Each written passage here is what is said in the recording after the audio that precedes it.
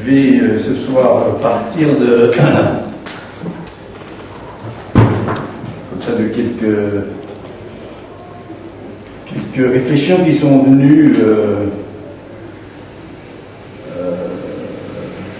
lors du Congrès international du Convergentia à Buenos Aires, d'où je reviens, le thème étant l'expérience de la psychanalyse, le corps, le symptôme et l'inhibition. Et il y a eu notamment une ouverture sur le corps et le sexuel.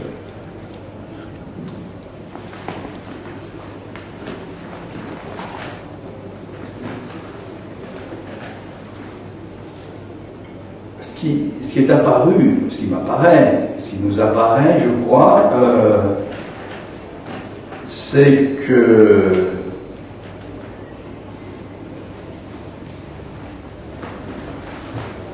ça, on peut s'en douter, bien sûr, c'est que c'est pas évident du tout parce que justement, c'est pas de l'ordre de l'évidence, c'est pas évident d'aborder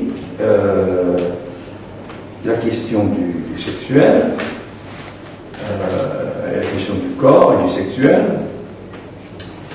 en regard de l'expérience de la psychanalyse. Si l'expérience de la psychanalyse, c'est ça la grande question, si l'expérience de la psychanalyse part du fait que elle repose sur le fait que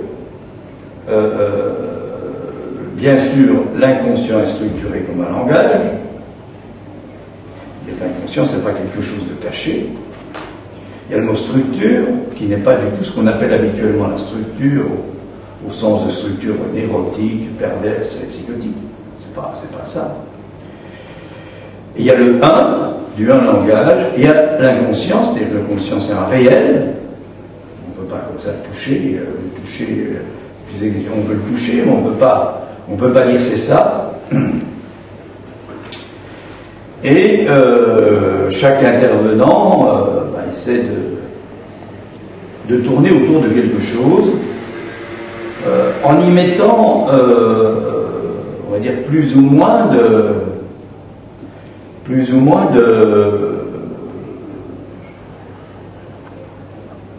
rationalisation, on va dire comme ça. Je crois qu'on peut dire quelque chose comme ça. C'est-à-dire qu'on voit bien qu'il y a effectivement une demande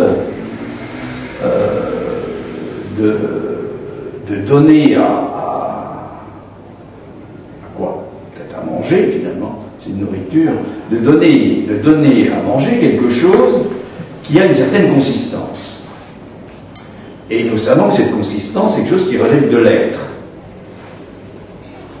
Alors, bien sûr, quand on parle, évidemment, on passe par les mots, on passe par le sens des mots, et si on en reste à l'usage du sens, c'est-à-dire finalement ce que Marx appelle la fonction d'échange, paradoxalement, on est dans le discours qu'on peut appeler un discours qui a commencé depuis pas mal de temps, nous avons essayé de préciser, il y a 3-4 siècles, c'est-à-dire ce qu'on peut appeler l'apparition du discours scientifique à partir des Lumières, à partir de Descartes. C'est pour ça qu'il importe de prendre cette remarque de Descartes qui lui est venue comme ça un jour, le 1er janvier 1619, qu'il écrit sur le registre que lui a offert son maître Beckmann, Larvatus prodeo, je m'avance masqué. La citation, c'est sur le point de monter sur la scène du monde, je m'avance masqué, Larvatus prodeo. Et évidemment, il ne s'agit pas de faire tomber les masques. Il ne s'agit pas de dévoiler quelque chose qui serait sous le masque. Donc, la question qui se pose d'emblée, c'est comment est-il possible de prendre en compte le nouveau qu'introduit le discours analytique, c'est-à-dire le nouveau qu'est la découverte freudienne, que Freud n'a pas forcément formulée en tant que telle. Hein? C'est pas spécialement dans ses dits. Ses dits, dès qu'il veut un peu se raccrocher à quelque chose, Freud, on sait comment il le fait, il se raccroche à la science. Il a besoin de ça, ça fait partie de son frayage. Il suffit de voir un peu le dialogue qu'il a avec Einstein, Warum Krieg, pourquoi la guerre, pour se rendre compte que les explications qu'il donne, finalement, sont des explications qui sont le fruit de ses élaborations à lui, du savoir, de toutes sortes de choses intéressantes, mais qui n'ont rien à voir avec l'inconscient. Rien du tout. L'histoire du masochisme n'a rien à voir avec l'inconscient. L'histoire des pulsions de vie et des pulsions de mort, si on prend vraiment l'inconscient au sens de Lacan, Lacan va jusqu'à dire ceci, l'inconscient de Freud, c'est l'inconscient que moi j'essaie de dire ce que c'est. Par contre, le champ est freudien. Il fait la différence. C'est pour ça que dans ces élaborations, il y a toujours eu la question du champ freudien. Donc, l'inconscient, c'est quelque chose qui ne peut pas ne pas prendre en compte, et là, ce que Freud va découvrir au début, tout à fait au début. La science des rêves, la psychopathéologie de la vie quotidienne, le mot d'esprit, c'est-à-dire quoi? C'est-à-dire le cristal de la langue.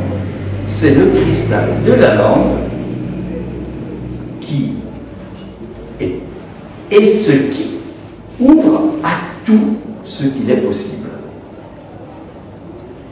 Donc, c'est pas le signifié. C'est pas le sens, c'est pas le signifié, même s'il faut passer par le signifié, c'est-à-dire que le signifié, c'est on use du sens des mots. Bien sûr qu'on use, on n'arrête pas. Le sens sexuel, il était connu bien avant la découverte de Freud. Il suffit d'aller voir par exemple à Rome, et ailleurs, c'est connu bien avant, mais tous les symboles. Donc le sens sexuel, il est connu par Freud. La question du déplacement, bien sûr, Freud va insister là-dessus, mais c'est aussi quelque chose qui était déjà connu. Ce qu'introduit finalement de nouveau Freud, en étant dans une certaine docilité vis-à-vis des hystériques, puisque ça démarre comme ça, hein, c'est le fait que il y a quelque chose dans lequel l'être parlant se perd, et Lacan va appeler ça réel, c'est-à-dire que l'être parlant se perd dans le fait que il n'y a pas de rapport sexuel. Alors dès qu'on énonce ça, il n'y a pas de rapport sexuel, on est immédiatement pris par le sens. C'est pas ça qui est en jeu. On a entendu beaucoup là pendant les 3 journées du congrès. Pourquoi il n'y a pas de rapport sexuel? Pourquoi Lacan arrive à dire un truc pareil? Vous savez qu'au point qu'à Milan, on va lui téléphoner, les femmes vont lui téléphoner pour lui dire qu'est-ce que vous racontez. Après qu'il ait fait une conférence. Pourquoi Lacan arrive à...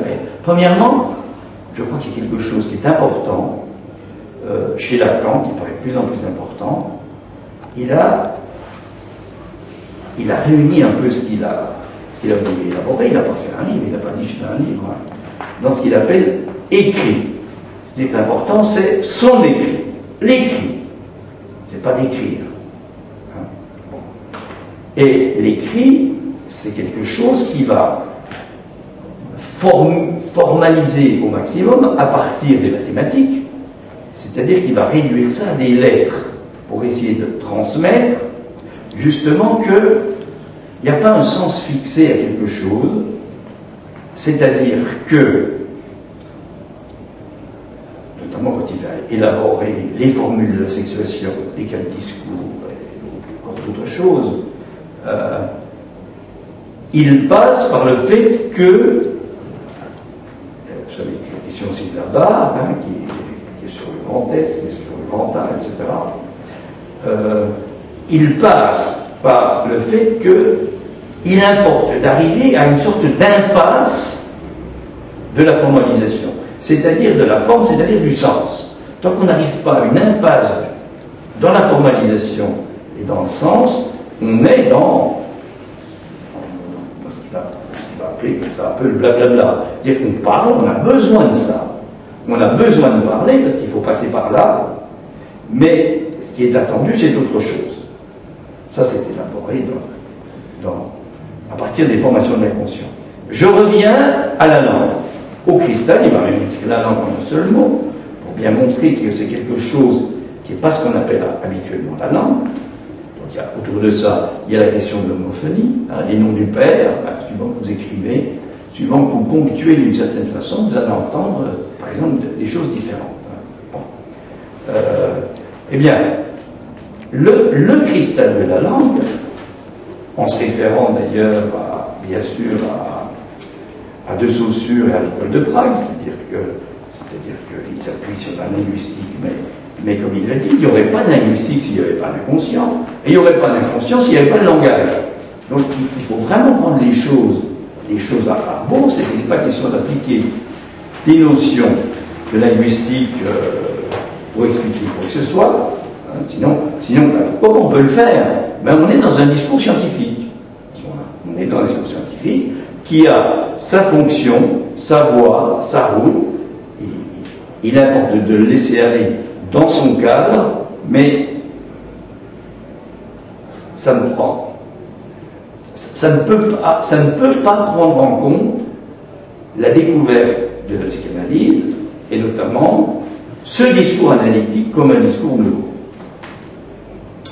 Alors, ce qui est important, c'est que l'être parlant se perd, il se perd dans le rapport sexuel, c'est-à-dire que le réel c'est ça, c'est qu'il se perd. C'est-à-dire qu'il y a un certain mode, pas de jouir, du jouir propre à chacun, du jouir propre à chacun. Freud a appelé ça la répétition, et on est pris là-dedans. Donc la question c'est comment on peut sortir de là. Et il ne suffit pas, évidemment, immédiatement de plaquer en disant ça c'est la jouissance de l'autre. Parce que la jouissance de l'autre, dans la conceptualisation de Lacan, c'est pas ça. Alors je vais un petit peu dire quelque chose là-dessus, d'une part parce que j'en ai parlé, là, Buenos Aires, d'autre part, et puis d'autre part parce qu'il y a une articulation entre ça et l'apparition du féminin, hein, au sens où on en a déjà parlé. Et aussi parce que habituellement, ce que Lacan appelle la jouissance de l'autre, effectivement, est un peu considéré comme quelque chose auquel on pourra avoir accès comme ça, accès facilement, je dirais.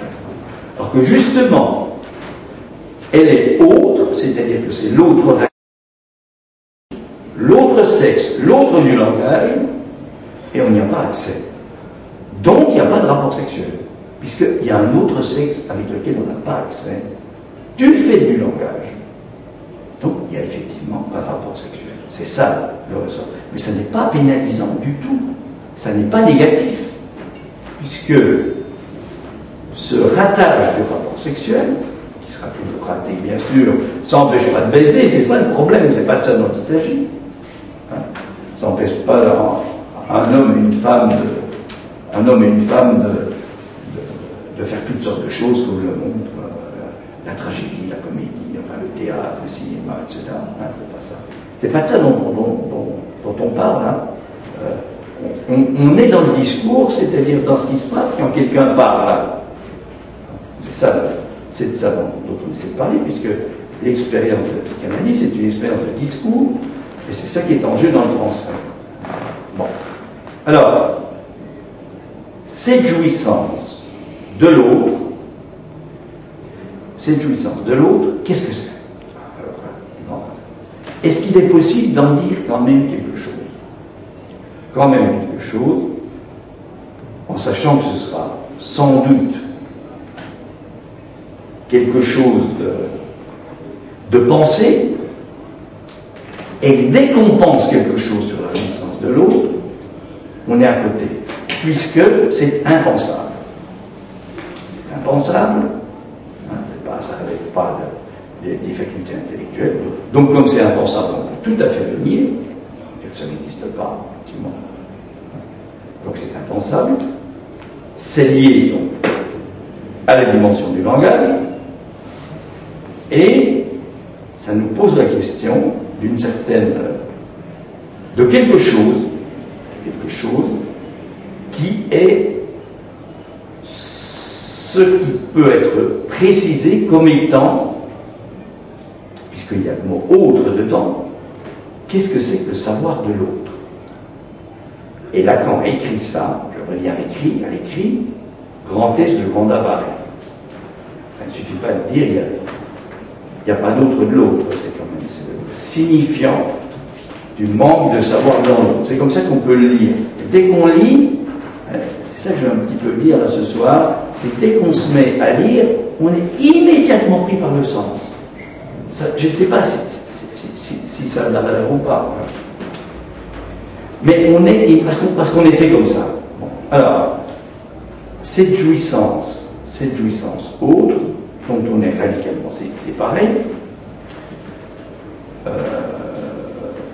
est-ce qu'il est possible quand même, que quelque chose nous mette, on va dire, dans sa direction? C'est-à-dire, est-ce qu'il est possible de toucher du doigt le sens au sens de la direction, pas au sens de comprendre. Le sens de ce savoir de l'autre, et c'est effectivement ce que Lacan dit, qu'il essaie de frayer, il essaie d'effectuer un frayage, notamment dans le séminaire encore. Pourquoi?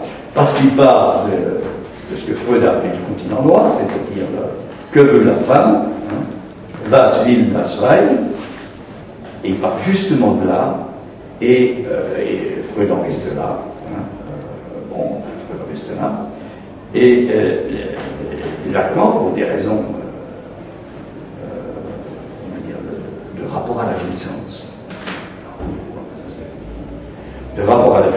pas au désir, je ne crois pas que c'est le rapport au désir. C'est quelque chose de différent. Bon. Pour des raisons de rapport à la jouissance, Lacan va avancer dans cette direction-là, et c'est à partir de là qu'il est possible de parler de la jouissance de l'autre. Et alors là, il va avancer des formulations qui sont quand même pas simples, parce qu'il faut bien regarder les caractères d'énigme. Hein. Il le dit bien, quand il emploie un mot, il le dit. C'est plein de pièges. Il ne faut jamais prendre les mots au sens habituel du terme, au sens commun du terme. Alors, il va dire que c'est la jouissance du corps de l'autre. Et il rajoute du corps qui le symbolise.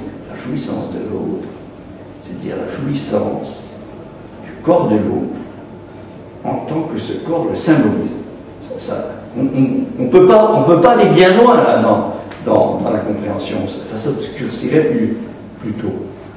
Et quand il avance des choses comme ça, il dit, mais alors est-ce que ce serait par exemple ce que l'on peut penser, à savoir par exemple que l'homme pourrait jouir du corps de la femme et vice-versa. Pourquoi pas? Est-ce qu'il pourrait y avoir un rapport sexuel véritablement dans ça? Bien. Toute l'expérience, dit-il, montre que c'est pas comme ça que ça se passe, hein, puisque il faut qu'on arrive à préciser ce qu'est la femme. J'insiste bien, pas au niveau de ce qu'on voit sur le plan de la différenciation des sexes. Vous savez que durant le congrès, il y a eu une sorte de mélange de trucs. On ne savait pas bien si ceux qui parlaient, ils parlaient en référence au langage ou en référence au discours médical, psychologique, anatomique. C'est-à-dire un sexe, une femme, c'est comme ça, un homme, c'est comme ça. Et on voit bien que ça ne va pas de soi du tout de rester dans le fil de l'expérience du langage.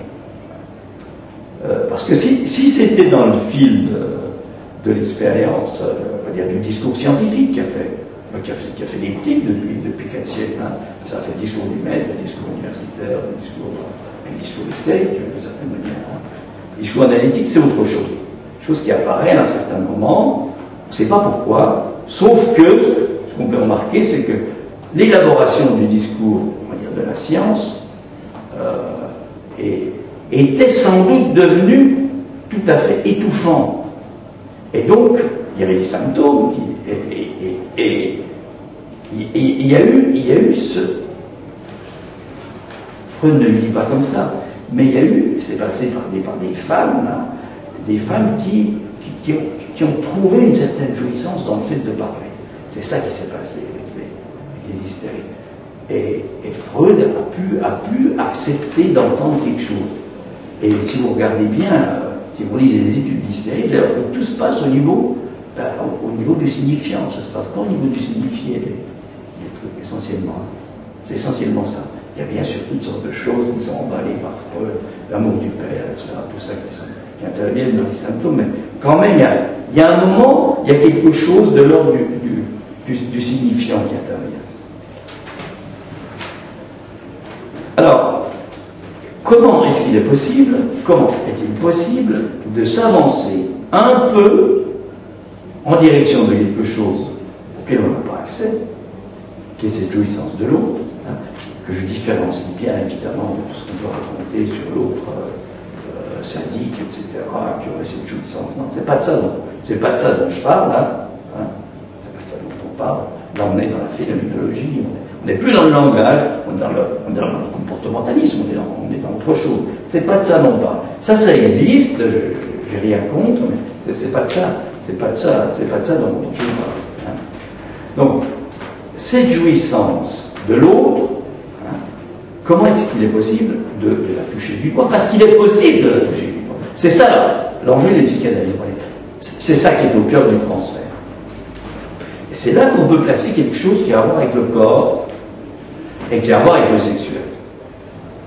J'en parlais, je crois, ici la dernière fois, mais je vais reprendre ça un peu les choses. Je vais reprendre ça un peu autrement ce soir, parce que bon, c'est ça la richesse, c'est que dès qu'on se met à aborder ça, de toute façon, on est automatiquement obligé de le contourner, c'est ça le déplacement, et dès qu'on contourne, chaque fois on prend un chemin différent.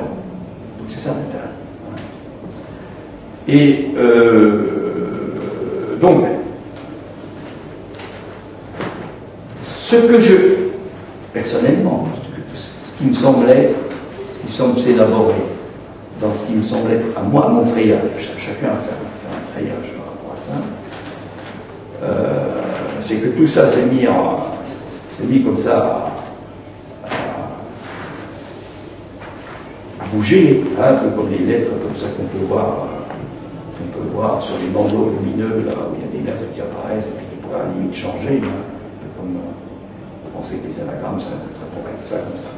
Tout ça s'est mis en place pour moi, dans mon expérience, à partir quand même, pas à n'importe quel moment, à partir du moment où il y a quelque chose qui m'a mordu et qui est que quelque chose s'est engagé et qui est venu d'où? Enfin, c'est rien du tout, je n'en sais rien, hein, mais qui m'a conduit à,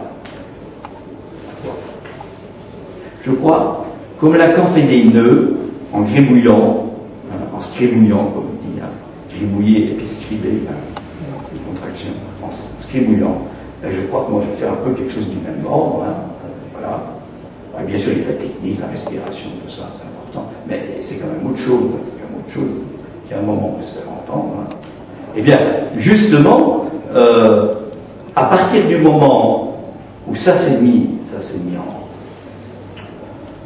où cette expérience-là, j'ai pu là aller à sa rencontre, hein, eh bien, c'est à partir de ce moment-là qu'effectivement, ce que Lacan a pu écrire dans ses séminaires, en gros, les noms du père, la télévision, l'étourdi, radiophonie, enfin, il y en a 5 qui sont comme ça. C'est des années 70 à 73, 14. Hein, c'est des années quand même, à mon avis, importantes. Hein.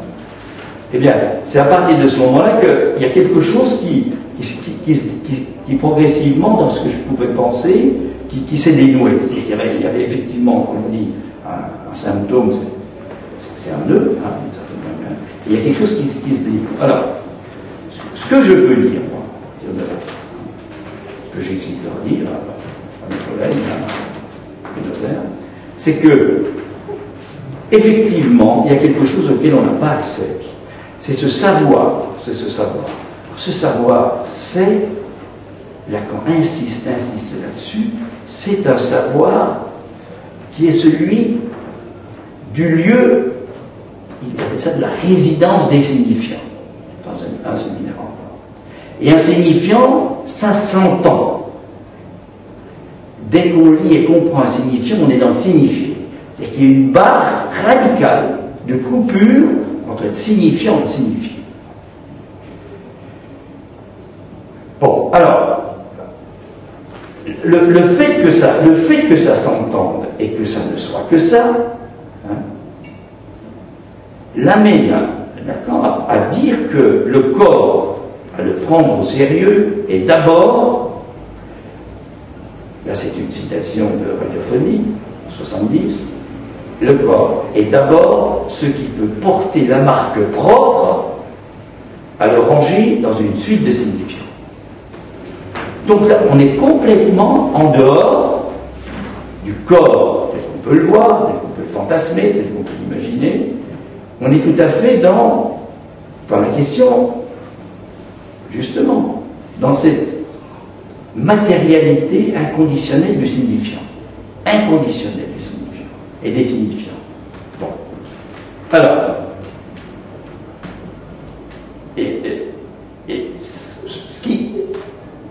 ce qui peut être dit, ce que je pourrais dire maintenant, c'est que finalement, le psychanalyse, on use les mots, non seulement parce qu'on les utilise, hein, mais parce qu'il s'agit d'user le sens, user, hein, c'est la fonction d'usage, hein, ce qu'on appelle depuis les stoïciens, qui est utile. Et puis il y a quelque chose qui ne sert strictement à rien, qui est la jouissance.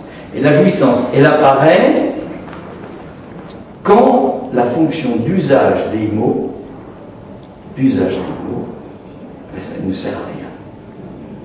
Donc quand le signifie ne sert à rien. Quand on est vraiment du côté du signifiant. Alors évidemment, ça ne se prépare pas, ce truc-là. C'est quelque chose qui vient de sonner un jour ou pas. Hein. Alors, l'énigme, parce que c'est ça, hein, c'est ça le féminin, l'énigme, c'est qu'il y a une part chez l'être parlant. Pour reprendre des formulations comme ça qu'on n'arrête pas d'entendre et qui sont finalement pas si mal, hein.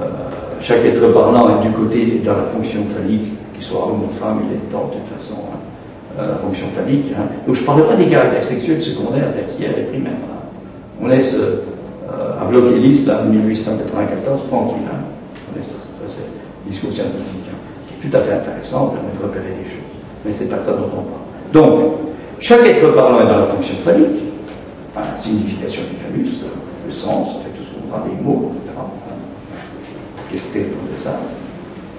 Et puis, ça c'est ce qu'avance Lacan, si tout être parlant est dans la fonction phallique, il l'écrit avec des formules, je ne vais pas reprendre des formules, il dit qu'il y en a un qui dit non à la fonction phallique. Et c'est ça le père. Mais c'est le discours, on est dans le discours, on n'est pas dans le papa, hein, on n'est pas dans le père imaginaire, voire même symbolique réel, tel qu'on en parle habituellement. C'est dans le discours.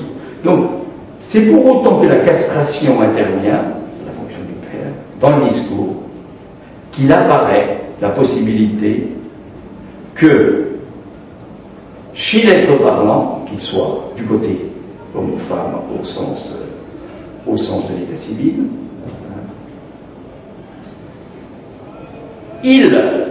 même s'il est dans la fonction phallique, il n'y est pas tout, pas totalité, pas en totalité. Et il y a cette ambiguïté permanente. Chez Lacan, je pense que c'est voulu, où il parle des femmes, les femmes, etc. Et évidemment, chacun est content parce que chacun s'y retrouve à sa façon. Hein. Mais il me semble qu'en fait, quand il parle de ça, il parle, il le dit, quand vraiment il est sérieux, il le dit, hein, il parle de ces femmes pas tout. Hein. On ne sait plus bien à ce moment-là qu'on parle, en référence au langage. Eh bien, il y a donc une part de l'être parlant, après tout, ça existe aussi chez ceux qui sont du côté masculin au sens du discours scientifique. Eh bien, il y a donc une part, on va l'appeler féminine, c'est-à-dire le féminin. Et pour bien montrer que la femme, elle n'est pas celle qu'on appelle habituellement par rapport à l'homme, c'est-à-dire quelqu'un qui serait, même si c'est différent, c'est quand même du même ordre, il parle là. Il parle là. Bien montrer que la femme n'existe pas. L'homme, il existe, mais la femme n'existe pas. Ça ne veut pas dire du tout que la femme n'existe pas sur le plan des caractères sexuels. Évidemment que ça existe, bien sûr, sinon ce serait quand même très problématique. Puis toute la dimension du fantasme, c'est quand même très... on se demande comment ça pourrait marcher. Donc, la femme n'existe pas parce que le savoir habituel de la fonction phonique, c'est le savoir de tout homme, du tout, de l'universel. Tout homme. Quel que soit l'endroit où on est placé. Et il est possible de ne pas être tout dans la fonction phonique. C'est ça la question du pas tout. Pour ça, il importe que quelque chose advienne, c'est-à-dire que cesse ce qui ne cesse pas de s'écrire, le nécessaire, pour que quelque chose cesse de ne pas s'écrire. Le contingent. Le hasard. Il dit en télévision, il dit l'atout hasard. Et l'acte analytique a besoin de cette, comme il le dit poétiquement, de cette ère de sexe, au sens du patou. Donc, ces femmes patou s'isolent dans leur être sexué, c'est ça le sexuel, en regard de l'expérience de la psychanalyse, c'est pas le sexuel au sens habituel du terme, lequel ne passe pas par le corps, mais par la parole. C'est-à-dire que la dimension du féminin, d'emblée, introduit à la dimension de la parole, à ce qu'introduit la parole. C'est-à-dire que la parole, on parle de la parole en référence à cet autre. Alors, la grande question, c'est, celle que je pose au début, c'est qu'est-ce qui fait qu'il est possible de toucher à cette jouissance autre de laquelle nous sommes séparés? Eh bien, je dirais, là aujourd'hui, je dirais que ce qui permet de toucher du doigt, c'est cette apparition de cet être sexué qui passe par la parole. Quand il dit ça, Lacan poursuit en disant, et qui dit là, l'exigence logique de la parole, c'est quoi? C'est le langage, et le langage dont les corps sont agités, mais qui est séparé des corps, et le langage, c'est quoi? C'est l'autre.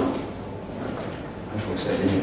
La poésie, je citais, l'autre qui, pourrait-on dire, maintenant, s'incarne comme être sexué. Le féminin, ce serait cette opération complètement impensable, énigmatique, qui serait mettrait en direction d'un moment, un moment insaisissable, où l'autre s'incarne comme être sexué. Ce n'est pas la jouissance des mystiques. Les mystiques, ils restent là, justement à ça. L'important, c'est de mettre maintenant, c'est la contingence. Et donc, si on touche à ça, si on arrive à toucher à ça, moi je pense que c'est ça qui me fait jaspiner, qui me fait causer. S'il arrive parfois qu'on touche à ça, alors ce que l'expérience m'apprend du chant, c'est que c'est surtout pas quand quelque chose comme ça peut être, bon c'est pareil pour la danse, je peux dire votre avis après ton avis, référence et d'autres, c'est que quand ça survient, c'est le récepteur qui touche. Celui qui est, on va dire, le passeur,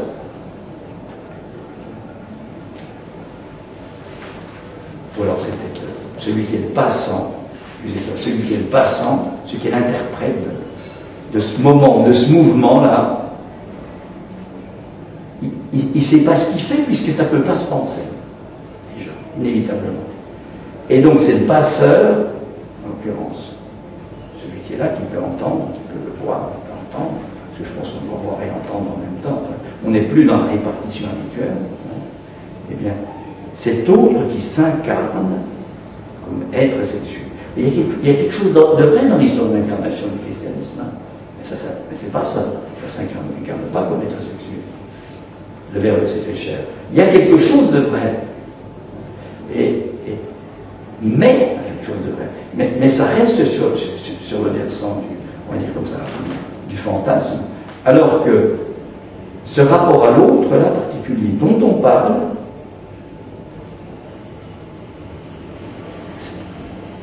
alors, moi je le formulerai comme ça, je l'ai formulé comme ça là-bas, là. Ce qui s'entend, je crois que ce qui s'entend, c'est le réel qui s'accède du symbolique. Voilà, je vais m'arrêter là-dessus.